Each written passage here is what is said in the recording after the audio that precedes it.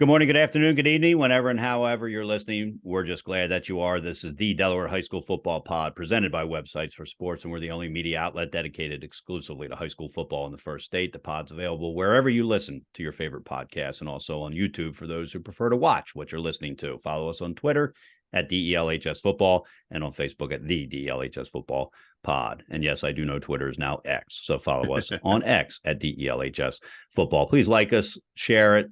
Spread the word about the podcast, because the more you do, the more we get to talk about high school football, and what a great thing it is. All right, we're going to dive right into the 2A bracket for the playoffs, starting at the top of the bracket. Number 1 Caravel, 10-0. They ran the tables against number 8 Delaware Military Academy, a team that a lot of people thought were in the top 3 or 4, including us, and squeaked into the playoffs at number 8. This game is going to be Friday at 7 o'clock at Caravel Academy. Back in week number 9, Caravel beat DMA 16-8 in a game that was closer than I would have thought. I would have taken the over point-wise, whatever the number was set at, because Caravel was scoring points like crazy. Caravel's only had 2 close games. One of them was DMA, and the other one was against Class 3A Hodson. Close in score. I was at that game. It never really was as close, even as the score might have thought. Caravel dominated that game pretty much from halfway through the first quarter on. Caravel's 6 wins against tournament teams. I believe that's more than anybody in the tournament. And that's so they are legitimate for sure. They've got a bitter taste, much like Dover High School does. Caravel got beat last year in the championship game rather handily, and so they want to come back and prove that they are the best team in Class 2. DMA coming in, winning 3 of their last 4, which they had to do to get in. If they lose one of those games, they're probably out. They have 0 wins against tournament teams. 2 of their losses are to Salesianum and Sussex Central, the 1 and the 2 seeds in Class 3, so certainly legitimate losses. You've got 2 veteran coaches in John Reed and Matt Carey. Of course, it's Matt Carey's first year at DMA, but spent several years as the head coach at McCain High School. You've got 2 programs in different places, Marty. Caravel, it's win now. They expect to win now. Their goal was to win a state championship. DMA is sort of in a rebuilding year. You know, they fired their football coach. They had a lot of controversy in the football program last year. They had some players leave because of that. I'm sure they had some players who were hoping to go to DMA and decided not to come to DMA because of that. So it's kind of a rebuilding year. Nobody expected DMA to win a state championship this year. People thought, I think, with Matt Carey coming in and the players that they did have coming back, that they would have a chance to make the playoffs, maybe even win a game. And that's where they're at right now. Caravel is going to be a tough task. Playing at Caravel is a tough place to play. The good news is DMA probably travels pretty well. They have the support of their parents. Caravel's not a far drive. A lot of the DMA people live in the neighborhood that Caravel sits in the middle of. And so it's not going to be an issue there. This should be a good game. If I wasn't going down to the Apple Sussex Central game, Marty, I would be at the Caravel DMA game, and not just because it's 2 miles from my house. It's going to be a good game. Should be on paper, and I think will be in person. DMA's got to stay in the game. They can't let Caravel jump out and get a whole bunch of touchdowns quick, which is how Caravel took care of Hodson. They scored quick and they scored often, and Hodson was not able to recover. DMA can't let that happen. No, you're right. I had that as a key as well. Their average score, Caravel this year, is 32-8, so they're really getting out of the gate quickly. They've allowed more than 8 points only twice all season. Of course, as you said, they defeated the number 4 seed in 3A, Hodson, fairly easily in that first game of the season. Their DMA game, of course, was the closest all season. Even there, they didn't allow an offensive touchdown. As there was the punt return, or the kickoff return, to start the second half. Their offense is, they're one of those teams. They're just steady. They're not flashy or anything. Truman Awarda, the quarterback, threw for 743 yards, 12 touchdowns. By the way, I find I'm going through these. I'm looking at all these quarterbacks. Everybody threw for 12 touchdowns. I don't know what the magic number there is, but they all did. The Millers, who we always say no relations, Jordan Miller and Craig Miller are the guys who get it done on the ground. Jordan Miller, 1,000 yards. 16 touchdowns. Craig Miller, 385 yards and 5 touchdowns. These guys are loaded on both sides of the ball. The defense has been anchored by James Steele, Ian Smith, Brock Rhodes, and Bryce McKinnon. Um, their kicker, again, I love this. Logan Keld, he's been reliable all season. He could spell the difference in a close game. Again, one of those kids who it's been pretty automatic on PATs for them. That's something we're starting to see more and more, which I really love. He's 43 of 44 on PATs. The one he missed was blocked. 2 and 2 of field goals, both from 27 yards. He's very often asked by Coach Reed to directionally kick on kickoffs and does a nice job of not kicking the ball out of bounds. So, these guys, they have a lot of talent. Trey Hamlin, we saw him with, I believe he had he had 4 punt return TDs. I didn't realize that till just now. So these guys, they're loaded. They can beat you in any of 3 ways. There really hasn't been anybody aside from DMA, that defense. And I'll get to DMA now because I said this a few weeks ago. Yeah, they're the best 5-5 team in the state. Yeah, no doubt. I mean, their schedule is so odd. They lost so many close games, and I believe in 2 of their losses, they had field goals blocked on the last play of the game. So aside from shoring up their field goal protection unit, they've had a pretty good season. And Matt Carey has done a great job there in his first season. Those first 2 games, they were within 9 points of Sally's in the fourth quarter. They had Sussex Central. They played them a nip and tuck the whole way. Their other 3 losses were by 1, 2, and 8 points to Red Lion, Archmere, and of course Caravel. As you said, it's odd that they don't have a win against a Delaware playoff team. Odell Teal is the quarterback this year, and he took over for Aline, who was the quarterback at DMA last year before he transferred to Sally's. He's much more of a threat on the ground, 500 yards, 8 yards a carry, than he is through the air. He's only completing 46% of his passes. He does have 5 touchdown passes. Their guy in the backfield, though, and the guy that's been really tough for teams to account for is Edward Emmons, 600 plus yards, 8-yard per carry average. Malcolm Roy is a guy on the outside that will catch the passes from Teal, 21 catches, 400 yards. Christopher Trumbull leads the Seahawks with 9 sacks. Of course, they have the big kid, 6'5", 295 pounds. Kalen Denegris anchors the defensive front. He has 11 tackles for loss. This is, again, Caravel, any other year, you'd look at that first matchup and say, well, you never know. I do feel like we do know here because I think Caravel is on a mission. John Reed has these kids. They're not overlooking anything. They're certainly not overlooking a team they only beat by 8 points. Right. And remember, Caravel's defense, there was a play call that was so bizarre at the end of that first game. He ended up throwing an interception that just looked really terrible on paper or on tape. And people don't remember DMA had a chance to win that game. They got down to about the 10-yard line. Caravel stopped them on 4 downs. So this could be an interesting matchup. I just feel like in this case, Caravel is going to pull away. I think offensively, I don't think DMA is going to be able to do much. And I think Caravel is going to figure some things out to get around that DMA defense. But again, whatever happens here, great first season for Matt Carey. I know they're only 5-5, but again, the 3 losses to their level teams are respectable. And of course, the 2 losses to 3A teams were very respectable. So nice job by him. But John Reed and his kids, they just seem to be a well-oiled machine right now. And as I said, if one end, the offense doesn't have it, the defense picks it up. If they both don't have it, the special teams comes with it. So they can be any number of different ways. Yeah, I think you made a key point. That week 9 win, Caravel 16, DMA 8. So they only beat them by 8 points. That was the week before the big showdown against Red Lion. Yes. Now, if Caravel had lost to DMA, all of a sudden that big showdown is not such a big showdown anymore. But Caravel may have been looking ahead a little bit. You never know. Just a natural thing. These are kids, But I think I would be more concerned about this game being an upset if Caravel had beat DMA by 30 points. Yes, I agree. Because I don't think they're 30 points better. And I think if you go into that game thinking, well, 2 weeks ago, we beat these guys by 30 points, and all of a sudden you're down by 2 scores in the fourth quarter, right. Different ball game. So I thought you made a great point about that I think that could be maybe a key to this victory might be the fact that 2 weeks earlier, they only won by a touchdown. Yep. and a 2-point conversion. All right, bottom half of the top of the bracket. Number 4 Wilmington Friends, 8-2 record against number 5 Howard, a 7-3 record. They play Saturday at 1:00.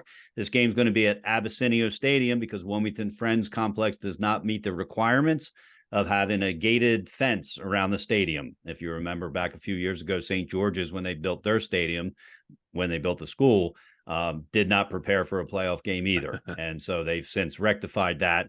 But Wilmington Friends has not. They go into it. They certainly could afford to put up a chain link fence, Marty, if they wanted to. I'm pretty sure they could. They've just decided not to, and that's fine. But they're going to go to Abyssinia Stadium. Now, Abyssinia Stadium happens to be the home of the Howard Wildcats. So for all intents and purposes, it's a home game for Howard because you can't look at it any other way. Now, will there be more Howard fans than Wilmington Friends fans? Who knows? But the bottom line is there's going to be just as many if Howard people there because it's right there. So week number 5, Howard doubled up the points almost over Wilmington Friends, 50-21. Friends is the defending state champs, but they're the defending state champs without Robbie Tattersall. Yes. They've got 3 wins against tournament teams. Their 2 losses were to Howard and to Archmere, very respectable losses, obviously. Howard started out 0-2. And then they had 5 straight wins before they lost to Archmere. They've got 2 wins against tournament teams. Their losses are to Hodson, a Class 3 team, and to Archmere, District 2 winners in Class 2. Robbie Tattersall, the head coach, he's been to the tournament once as a head coach, and he's got a state championship. Dan Ritter's one of the best coaches in the history of Delaware football. He's been to the playoffs before. He's faced controversy in the playoffs. He's brought great teams into the playoffs and lost. He's brought mediocre teams into the playoffs and won. He's done it all. He's seen it all. Nothing he sees is going to surprise him. He'll have his guys ready to play. This could be as good a matchup in person, Marty, as it is on paper.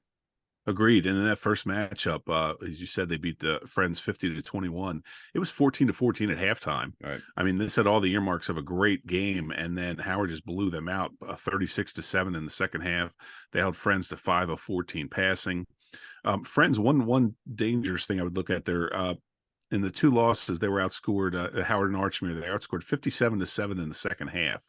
So I don't know if there's something there to look at that. And Howard is a good second half team. They averaged 31 points per game, of course, led by quarterback Ryan Tattersall, who was injured for part of the season. And by the way, more than capably replaced by Andrew McKenzie, who plays quarterback, running back, wide receiver, and a number of other things. Friends is always they have the Tattersalls are all over the place. They have these kids playing 3 different ways. Some kids never come off the field.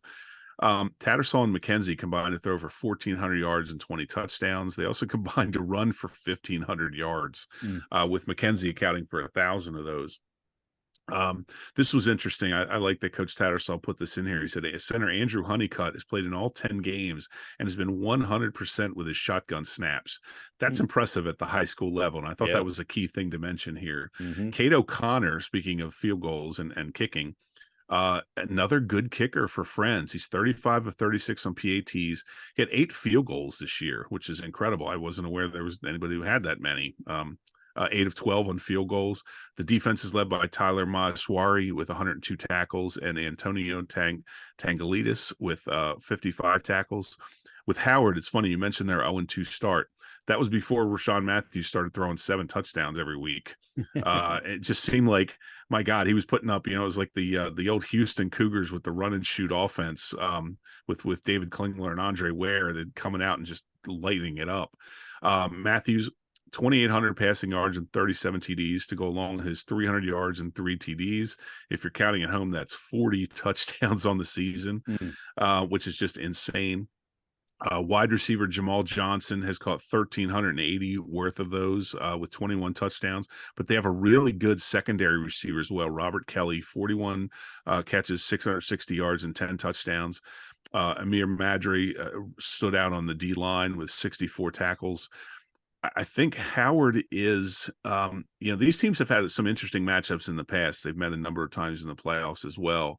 But this just feels like a Howard year. It just, ever since they lost those 2 games, it just seems like Matthews and company are dialed in. And the one game I look at that really stood out was that crazy 8-3 game where they against Newark, where Yep. they could not get anything going. Matthews was scattershot the entire game, and nothing worked for them, and they still kept it together. Down 3-0 again. They come back and they score the winning touchdown. To me, that game said a ton about this team. Yeah. They were scoring 55, 45 points. They come in there with this great defensive effort, and then they still get it done. I feel like this is a game where if Friends comes out victorious, not going to surprise me. If Howard comes out victorious, not going to surprise me at all. This is just one of those games you kind of sit back and enjoy. There's so many good athletes on the field, so many versatile athletes on the field, and both coaches do things the right ways. And, the game's going to be well played. And, this is like whoever makes it to the second round, it's not going to be a surprise to either one of us, I don't believe. No, as I said, as good a game on the field as it looks on paper. Yep. And as we described it. So, all right. So that's the top half of the 2A bracket. Now let's go to the bottom half of the 2A bracket. Number 3, Woodbridge at 8-2 against number 6, Laurel at 6-4. This game's Friday night at 7:00. Back in week number 4, Woodbridge took down Laurel 24-8. If I remember correctly, they had a couple miscues. Laurel did in the first quarter. At Woodbridge jumped on them early and never looked back. And that win, Marty, put Woodbridge back on the map. I think we all forgot about Woodbridge. Agreed. We forgot that 2 years ago they were in the state championship game. And then last year they kind of fell to the side. They had some seniors graduate. They had some kids that didn't come back out. They had some kids that were not invited to come back out. And they just had a 2 or 3 win season. I forget the exact total, but they weren't in the playoffs and they weren't a factor. And we just kind of forgot about Marvin Dooley's team, who, congratulations, by the way, he won his 100th game as a head coach in week 10. But now they're back. So they're not flying under anybody's radar. They're playing against Laurel that has been there before. They're the 2-time Class 1 state champions. They got moved up into Class 2. They're on a 3-game winning streak, kind of putting things together here. Now, Laurel, their 6 wins, none of them came against tournament teams. Yep. Woodbridge had 1 win against a tournament team, and that's Laurel. So they're about even there on paper, at least thing. What I think is going to be the key to this game, and it sounds silly, but I think it is true for these 2 teams in particular. Has Laurel gotten more better than Woodbridge has since they met back in week 4? Because 24-8 sounds like a lopsided score, but I don't believe the game was that lopsided. And lopsided is a wrong term when it's 24-8, but you know what I'm trying to say. Right. Exactly. I think that game was closer than a 24-8 game, which means if Laurel's gotten better than Woodbridge has gotten since then, this game could be really close, could even go in Laurel's favor, even though they're the 6th seed in this situation. And to your point, the way that game unfolded, before people basically were sitting in their seats, Cameron Johnson for Woodbridge returned 2 fumbles for touchdowns in the first quarter. Yep. That's exactly so it was 16-0 right off the bat. Yep. And it was just kind of really deflating to Laurel. And you talked about teams flying under the radar. Well, let me tell you, Woodbridge is not flying anywhere. They don't throw the ball at all. In that game against Laurel, they completed 2 passes for 7 yards. You go to a Marvin Dooley game, and it's like being thrown back in time to the days of the 4 horsemen. You're not going to see the ball chucked in the air very much. He does not like mistakes. And as we know, with passing the ball, there's a number of things can happen, and a number of them aren't good. We should have known that Marvin was not going to stand for a 2-8 season. No. That wasn't going to continue. They've outscored opponents 100-28 in the first quarter this year. I think that could be a key here. If Woodbridge can get out to a fast start, if they're a team that will grind you to death over the course of a game. They only completed 22 passes all season. They did have 6 touchdown passes, but they're going to run the ball. Tracy Johnson is the guy in the backfield. He shoulders the load offensively, more than 1,500 yards, 24 touchdowns, 21 2-point conversions. The defense, and I know Marvin loves this, they forced 28 turnovers, and opposing quarterbacks, I love this stat that he sent me, completed only 32% of their passes against Woodbridge. That's insane with some of the good quarterback play we've seen in Delaware over the year. Right. Cameron Johnson on defense, 77 tackles, 31 for loss, 11 sacks. This stat killed me. Cameron Johnson has 8 fumble recoveries. You talk about a kid who was Johnny on the spot this year. I mean, my goodness, he's all over the place. I love this too. Marvin included this stat. Cameron Johnson and Tracy Johnson are brothers. They were both named the offensive and defensive district players of the year. Tracy was the offensive player of the year.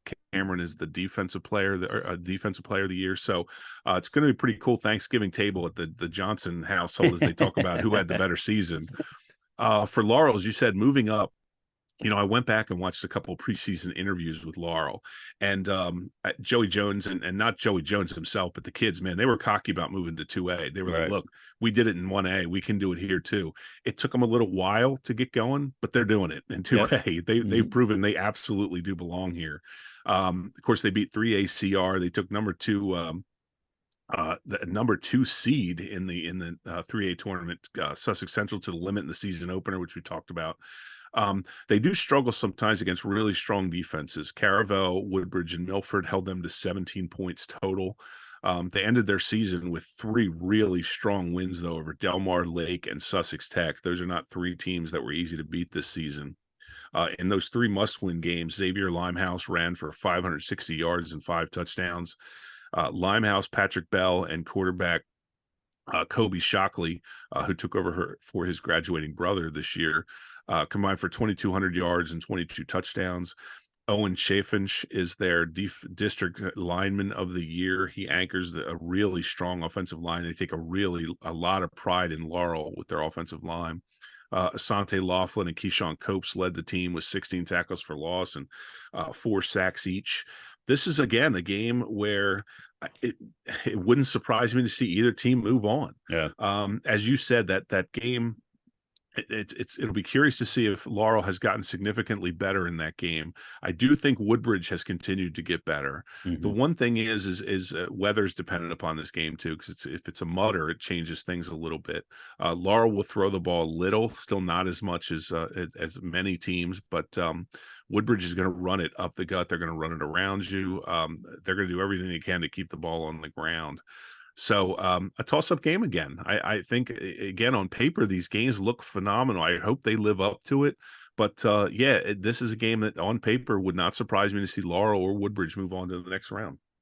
Yeah, we got still one more game to look at here, but I just talked about, or on the Class 1A podcast, I talked about how the 1 and the 2 teams are probably the 2 best teams and should be in the championship. 2A is kind of a parity thing. Now, I'm still going to give Caramel my nod, as I have all season. I'm not going to back away from that. But if you take away the Caramel game, the other 3 games that are going to happen in 2A, I don't think anybody's going to be completely shocked if the lower seed wins the game. And so that's kind of what makes it fun. So, all right, the last game here in Class 2A is number 2 Archmere, number 7 Red Lion, both in at 7-3. This game's going to be Saturday at 11 o'clock at Archmere. These 2 teams last played in 2020, so basically none of the kids on this team were part of that. Archmere did win by a point, 20-19. They were state champs 2 years ago when some guy named Chris Albarro, who did everything except serve water during timeouts on that team. They got off to a 1-3 start, Marty, and I think kind of flew out of everybody's radar. And then they won 6 in a row, 4 of them against tournament teams. So they not only won games, they won legitimate games. Red Lion is a young team. They went to the second round last year. Coach Kenny Anderson has done a wonderful job with that team. He told me early in the season, he said, John, this could be a breakout year for us. And I don't think he meant breakout, we're going to win a state championship. I think he meant breakout that we're going to get to the state tournament and we're going to have a shot to maybe get to Delaware Stadium. And I think they do, even as a 7 seed. I think they could get, they could get to the semifinals, and then who knows what happens from there. They have 2 of their losses are to Class 3 teams, Cesar Rodney and St. Mark's. So they're not Class 3 playoff teams, but they're still Class 3 teams. And they have a loss to number 1 Caravel. They do have 2 wins against tournament teams. So this is a Red Lion team that is probably ready to take that next step. They're playing against an Archmere team that has already been there for that next step. And so it'll be interesting to see if the experience of that helps Archmere a little bit more. But again, another game that I don't think anybody's going to be completely floored if the 7 beats the 2. No, I agree. And I think those two games that stood out to me were the wins against Howard and DMA, where they really had to come up strong in the fourth quarter to take those wins. The kid who filled in for the aforementioned Albero, who really did do everything, quarterback Miles Kemsky, I think he came in and did a really nice job. Not a great completion percentage, but 11 touchdowns, 18 yards per completion. He also ran for close to 400 yards. Cole Fennis is the big guy in the backfield. He, PJ Blessington, and Ryan Hagenberg combined for 1,200 plus yards. Defense forced 16 turnovers, and they blocked that game-winning field goal attempt versus DMA. Cole Fennis, by the way, is the punter and the place kicker. Another good kid that gets the job done. 15 of 19 on PATs, 2 of 3 of field goals. In the win against DMA in the second half, 2 of his 3 punts pinned DMA inside the 10-yard line. So that's a weapon in and of itself. You know, if you can switch the field like that. Red Lion, their season's interesting. You know, as you said, they had that they lost to St. Mark's last year. They got blown out by St. Mark's this year, but then the game against Cape, they only lost 21-14. I mean, that was kind of a surprise to me that they hung in there. And of course, like everyone, they lost to Caravel, which is, there's no shame in that at all. Evan Budinger, the quarterback, I really expected him to have monster numbers this year, but it's not the way the offense was designed. Coach Anderson really kind of switched things up a bit. Which is why Budinger's numbers maybe weren't as big as I thought, but it has certainly nothing to do with him. It's the way the offense is, and they're much stronger, I believe. Budinger's still 53%, 1,600 yards, 15 touchdowns, but then they got these 3 guys in the backfield, and I think it's one of the, if not the best backfield, the 3 guys in 2A. Jack Wilson, Gio Ramirez, and Makai Corbin combined for nearly 1,500 yards and 19 touchdowns. They're all very similar in their numbers. Jasir Rogers, a wide receiver, he had 642 receiving yards and 8 TDs. Notably, he did not play in the Caravel game last week due to an injury. Coach Anderson said he is expected back this week. On defense, Jack Wilson, again, a kid who's tearing it up on the offensive side. Something he had not been used to before this season. On defense, 127 tackles. Shane Caleb was second with 93 tackles, led the team with 15 sacks. And again, and I love pointing these out, but Sam Crossan, one of the better kickers in the state this year for Red Lion, 28 of 34 PATs. He has a field goal. He averaged 41 yards on a lot of punts. So again, another weapon. Again, this is one of those, as you said, a 2 and a 7, but the 7 would not surprise me winning here. Archmere is one of those, they remind me of Apo last year in that they won the district, but if you had seeded them based on the index alone, they would have been down much further than they are seed-wise. So you almost want to say, well, I will say it, they are overseeded because of the way they do the seedings here. So this is a potentially good matchup for Red Lion. Archmere surprised me again with the big wins over Howard and DMA, and we kind of wrote them off, as you said, early in the season. So it would not surprise me in the least to see them get the win here, Coach Belace and his squad. But Ken Anderson and his guys at Red Lion, again, same thing. Wouldn't surprise me to see either one of these teams move on. Yeah, no, certainly. Same record, 7-3. Now, you could argue that Archmere probably played in a little bit tougher district, and so they had a tougher schedule overall. But like we both said, won't be a shock if a 7 beats a 3 or a 7 beats a 2 in this case. So, all right, that's going to do it for our class look at our Class 2 games. If you're looking for Class 1 or Class 3, they dropped a separate podcast for your convenience. And so we hope you'll check them out as well. Want to thank our sponsors, The Grain Restaurant, Marticelli Restaurant Group, Diamond Hill Incorporated, Mary Kate Johnson with Remax Associates, and Dan Rigby, author of the Win the Day Planner. And of course, our presenting sponsor, websitesforsports.com. That's websites, the number 4 sports.com. Going to be a great weekend of football. We can't wait to talk about it when the next pod drops on Sunday. Until then, I'm John Buzby. He's Marty Sheehan. Have a great sports week.